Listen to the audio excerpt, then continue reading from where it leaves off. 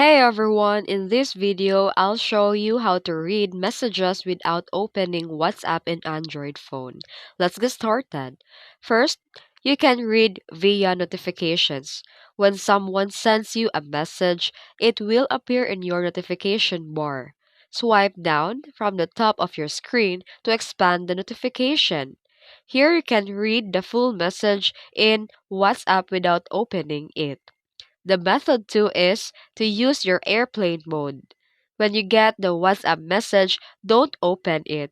You can turn on the airplane mode on your phone.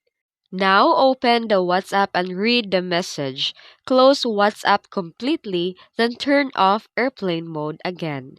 The sender won't see the blue ticks. And the method three is you can use the WhatsApp widget. You can long press your home screen and select the widget and find WhatsApp and add the chat or message widget. And that's it. If you found this video helpful, don't forget to like and subscribe for more tutorials. Thanks for watching.